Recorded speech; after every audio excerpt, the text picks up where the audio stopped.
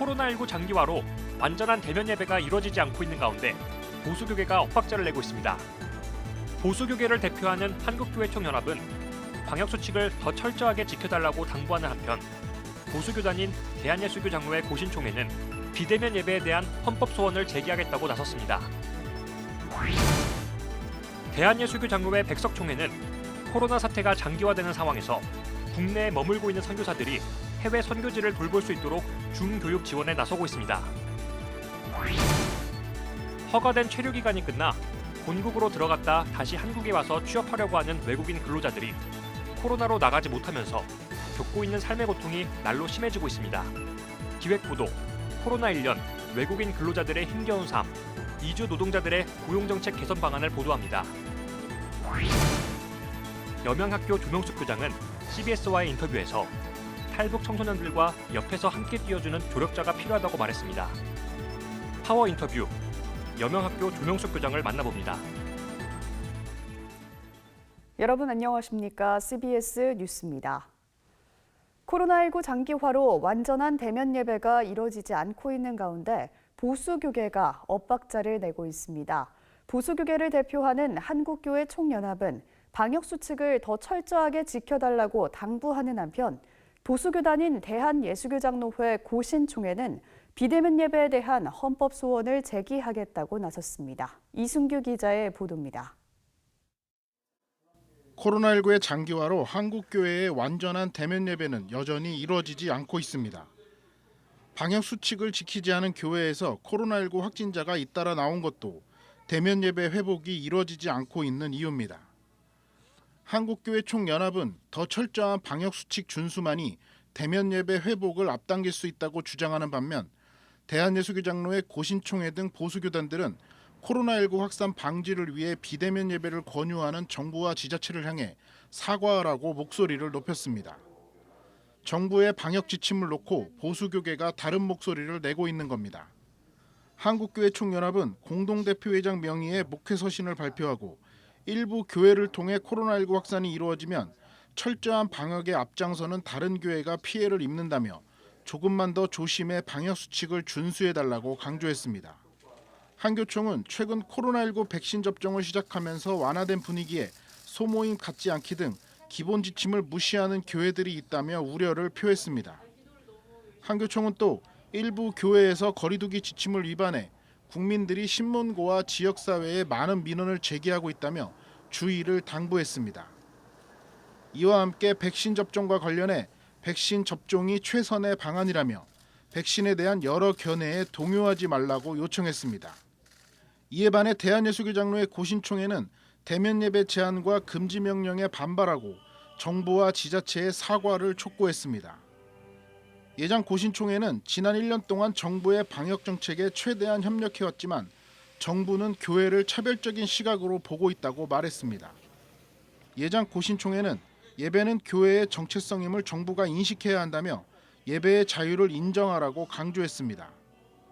이들은 또 정부와 지자체는 교회에 정중히 사과해야 한다며 예배 제한 정책도 철폐하라고 주장했습니다.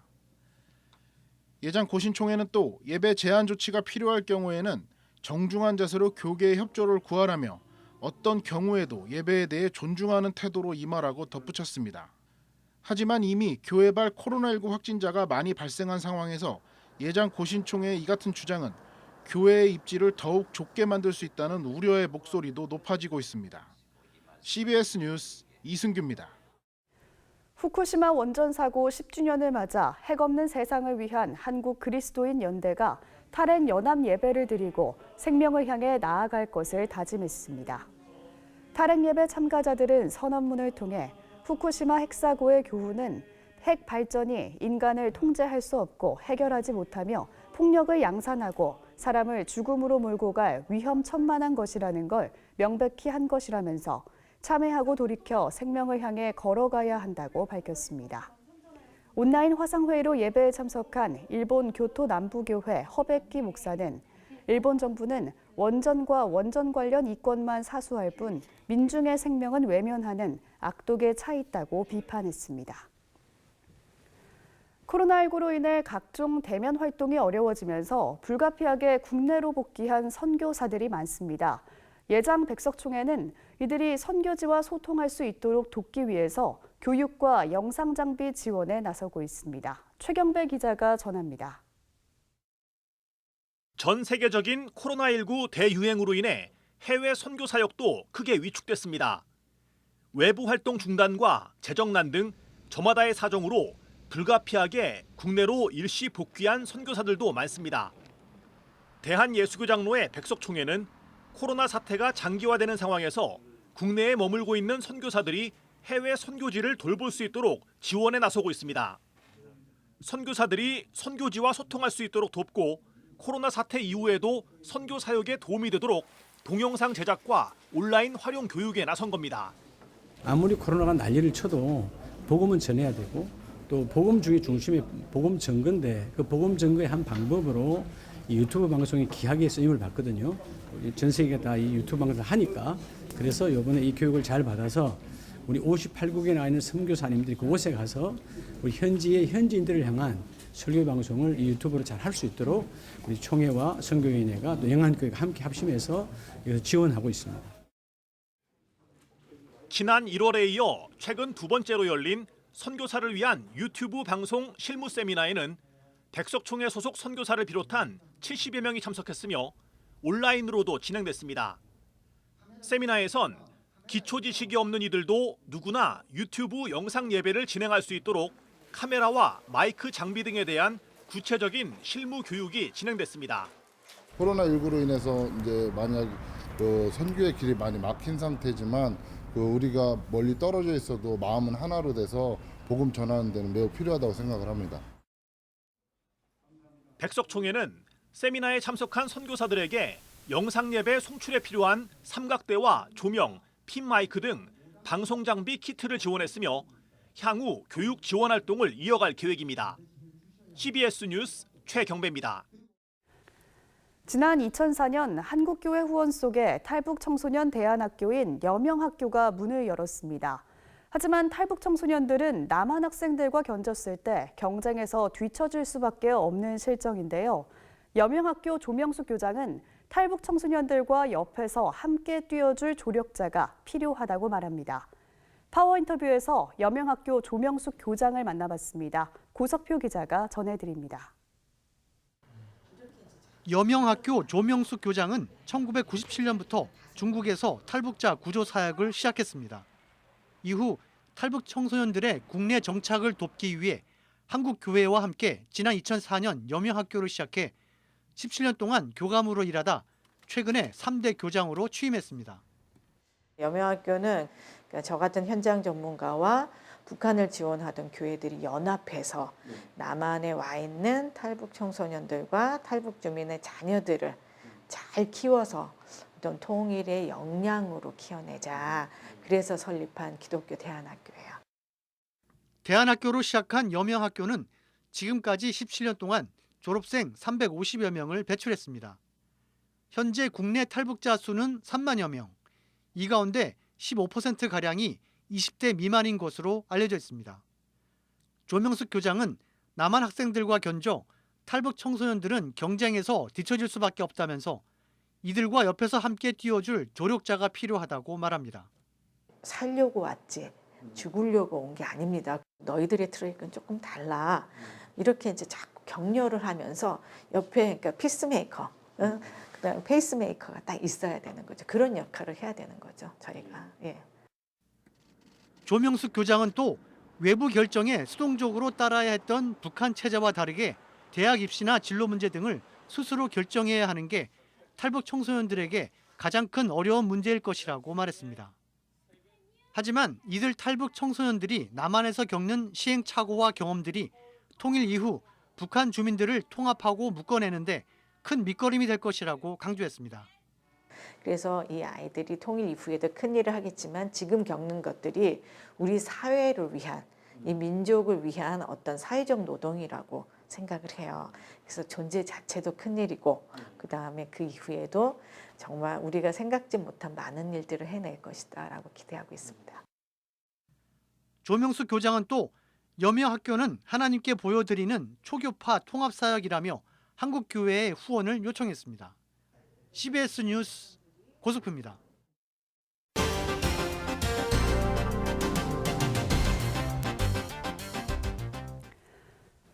허가된 체류 기간이 끝났지만 코로나로 항공편이 끊기면서 본국에 돌아가지 못한 외국인 근로자들이 제대로 취업도 하지 못한 채 고통을 겪고 있습니다. 전문가들은 노동 인력이 부족한 상황에서 이주 노동자들에 대한 고용정책 개선이 시급하다고 주장하는데요. 기획보도 코로나 1년 외국인 근로자들의 힘겨운 삶. 오늘은 그 마지막 순서로 이주 노동자들의 고용정책 개선 방안을 최종호 기자가 보도합니다.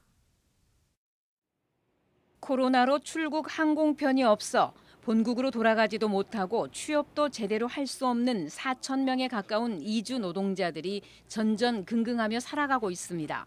체류 기간이 연장되고 기한은 유예됐지만 취업은 할 수 없기 때문입니다. 사정이 이렇다 보니 주거시설이 열악한 사업장에서 불법으로 일할 수밖에 없고 고용주가 임금을 주지 않아도 해결할 방법이 없습니다. 이 같은 문제 해결을 위해서는 우선 체불 임금에 대한 보호장치가 마련돼야 한다는 지적입니다. 외국인들이 임금을 받지 못했을 때에 보험으로 커버해 줄 수 있는 거라든지 그걸 오히려 회사가 들게 한다든지 여러 가지 제도적인 부분들을 좀 가지고 적어도 외국인들이 임금을 위해서 이주 노동을 할 때에 체불이나 이런 부분들이 일어나지 않도록은 대응을 좀 해야 될 것 같아요. 고령화 사회로 이주 노동자들의 인력이 많이 필요할 것에 대비해 이들에 대한 장기 체류 대책을 세워야 한다는 주장도 나옵니다. 좀 더 장기적으로, 왜냐하면 이미 이민 국가들 같은 경우는 다문화 사회가 형성이 되어 있는 그 국가들 같은 경우는 장기 체류로 지금 바꾸고 있거든요. 그럼 우리도 이주 노동자들을 좀 장기 체류할 수 있는 그런 대책을 좀 세워야 되지 않을까라는 생각을 해봅니다. 주거시설에 있어서는 수익자 부담 원칙을 더 강화해야 한다고 조언합니다. 외국인 근로자들을 쓰면서 수익을 얻는 사람이 부담을 해야 되는데 이 정책을 강하게 지금 쓰지를 않는 것 같아요. 개인으로 해가지고 농막을 짓거나 기숙사를 준비하기가 어렵다라고 하면 그 사용자 부담 원칙을 줘서 지금 홍콩도 외국인들을 쓰면은 500불, 월급 600불, 600불 중에 100불은 국가로 들어가도록 돼 있어요. 근로자에게 500불, 100불은 정부로 가서 정부가 그것을 가지고 직접 지원을 할 수 있도록. 사업장의 생산력을 높이기 위해서는 재직 기간 동안에 재직 훈련이 필요하다는 얘기도 나왔습니다. 국내에 들어와 있는 친구들이 이제 시간이 지나면 지날수록 숙련도가 높아집니다. 고용주 입장에서는 이 이주 노동자가 숙련도가 높아지는 것은 굉장히 만족스러운 결과인 거거든요. 왜냐하면 회사는 그 친구들이 일을 해서 좋은 결과를 내줘야만이 수익으로 남는 겁니다. 이처럼 이주 노동자 고용 정책에 대한 개선의 목소리가 높아지고 있는 가운데 국회에 계류 중인 외국인 근로자의 고용 등에 관한 법률 일부 개정안이 최근 상임위원회를 통과했습니다. 하지만 법제사법위원회 심사와 본회의 통과를 거쳐 실제 시행되기까지는 상당한 시간이 걸릴 것으로 보입니다. CBS 뉴스 최종우입니다. 코로나19 여파로 중소상인들이 어려움을 겪고 있는 가운데 기독교 한국침례회가 지난 4일부터 지역 골목 상권 살리기 캠페인을 진행하고 있습니다. 이번 캠페인은 우리 동네는 우리 교회가를 주제로 개별 교회가 위치한 인근 상권과 시장 등에서 진행합니다. 기독교 한국침례회는 지난 1분기 소비 지출은 6% 급감해 2003년 통계 집계 이후 최대 감소폭이라며 이번 캠페인을 통해 어려워진 소상공인들을 섬기고 교회 이미지를 회복해 나갈 계획이라고 밝혔습니다. 예장합동총회가 최근 경기도 의정부 광명교회에서 2021 프레어 어게인 출범식을 갖고 4개월 동안 기도 대장정을 시작했습니다. 소강석 예장합동총회장은 복음이 확산되고 하나님의 나라가 확장되기 위해서는 오직 기도하는 것밖에 없다면서 프레어 어게인 기도 운동이 교단을 살리고 한국교회 전체로 확산시키는 부흥의 진원이 되기를 기대한다고 말했습니다.